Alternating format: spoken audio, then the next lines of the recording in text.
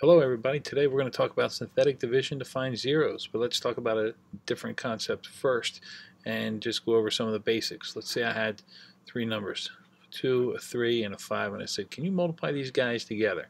Sure you can. The answer is going to be 30. 30 has three factors, okay? 2 times 3 times 5. The prime numbers, the lowest the factors could be. I mean, you could say 10 and 3 are a factor of 30, okay, but the prime numbers, the farthest way you can break them down would be a 2, a 3, and a 5.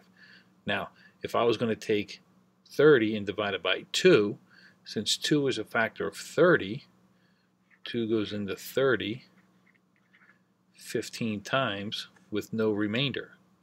And this 15 is made up of the other two factors. Is 3 a factor of 30? Sure, 3 is a factor of 30. 3 goes into 30 10 times with no remainder. Okay, and this 10 is made up of the other factors. Last one would be, is 5 a factor of 30? Sure, 5 is a factor of 30, goes in 6 times with no remainder. Is 7 a factor of 30? No, 7 is not a factor of 30. 7 goes into 30 4 times, but you have a remainder of 2. Okay? Since you have a remainder, it can't be a factor. Now do me a favor, take a second, multiply these three out, and let me know what you get. When you multiply them out, put them in descending order, and we'll come back and see what you come up with.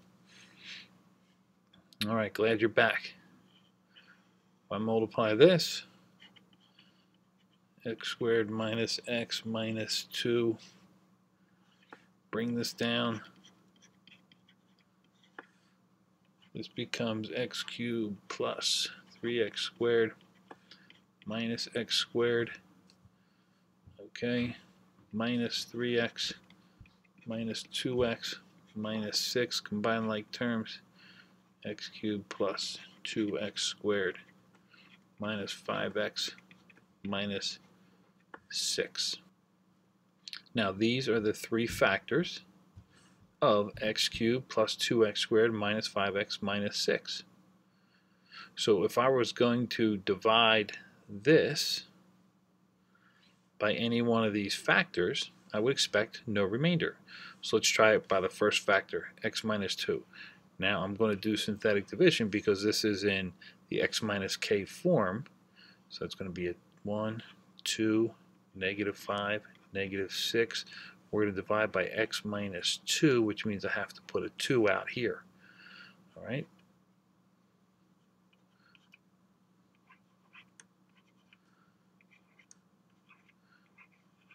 What's my remainder? Remainder is equal to 0, just like we did over here. There's no remainder. So if there's no remainder, then that means this is a factor. Okay, and then the answer is x squared plus 4x plus 3. That is what the other two would be if you multiplied them out. So I could take this and I can then factor these, and I get right back to these other two factors. So let's say I took this expression here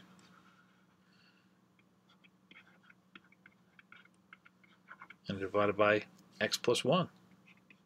Again, I can do long division or I can do synthetic. This is in the right form, so I'm going to do synthetic division.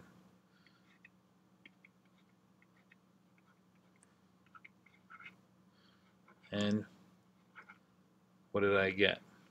No remainder. So that means that x plus 1 is a factor. Then this is x squared plus x minus 6, which is what these other two terms would be if they multiplied out. All right, and just to prove that to you, I'm going to factor these guys.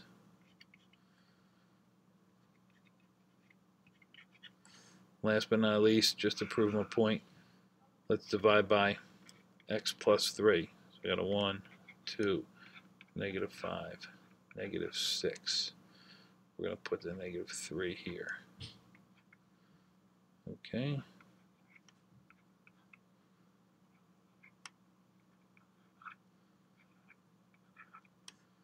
That's x squared minus x minus 2.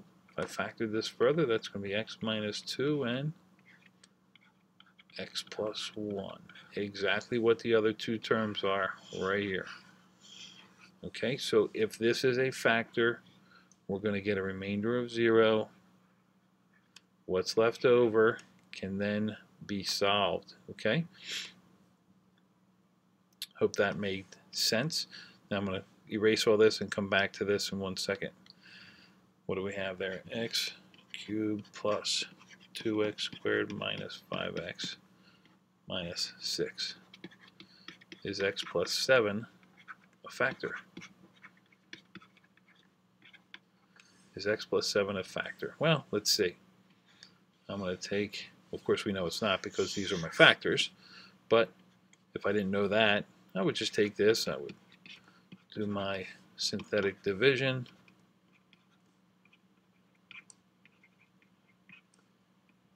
All right, what's that? 30. Negative 7, negative 210. That's negative 216. So if there's a remainder, is x plus 7 a factor? No, because it doesn't go in evenly.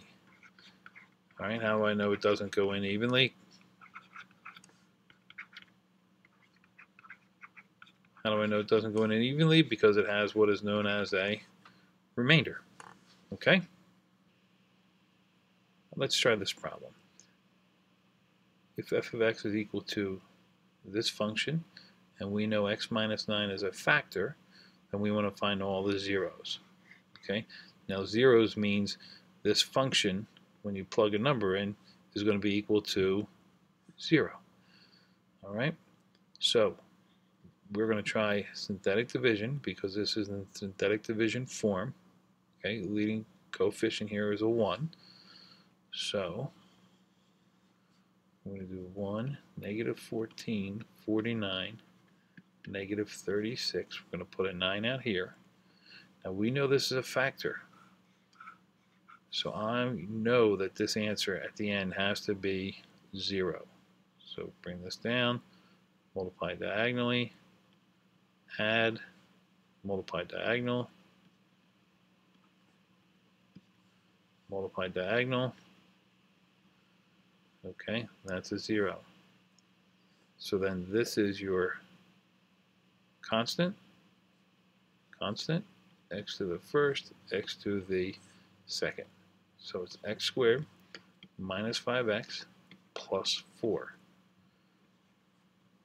Okay, that's our expression when we divide by x minus 9. We're going to then take that and factor that further. And that's going to factor out to be x minus 4, x minus 1.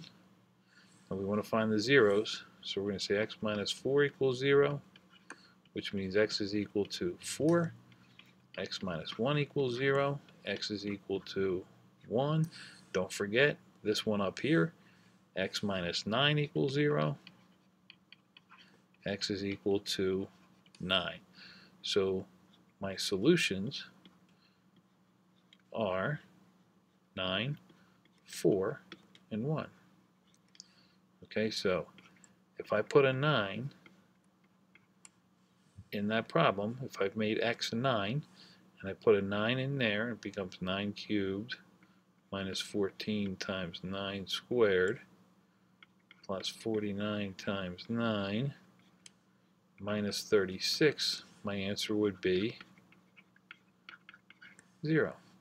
If I put a 4 in there, my answer would be 0. If I put a 1 in there, my answer would be 0. Okay?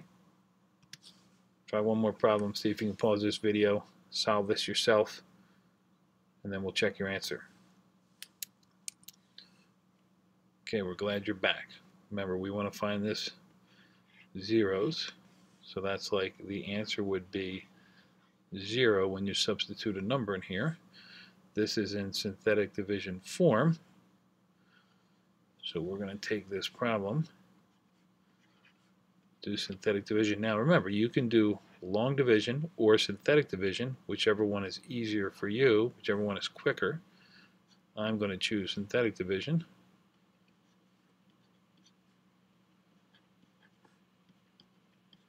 We know this is a factor,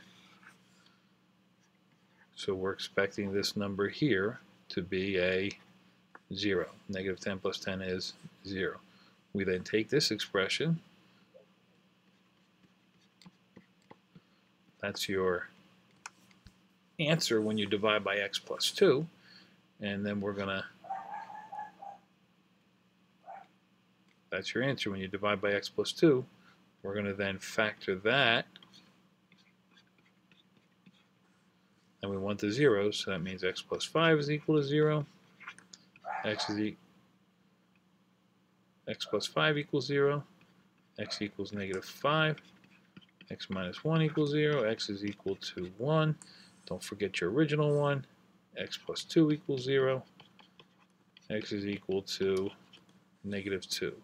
So my answer is x can be negative 2, negative 5, or 1. Okay? So if I put a negative 2, function of negative 2, in that equation, then my answer is going to be 0. Function when I put a negative 5 in the equation, answer is 0. Function of 1, answer is 0. Okay, I hope you found this video informative and helpful, and we will see you on the next video. Good luck with the problems. Have a great day.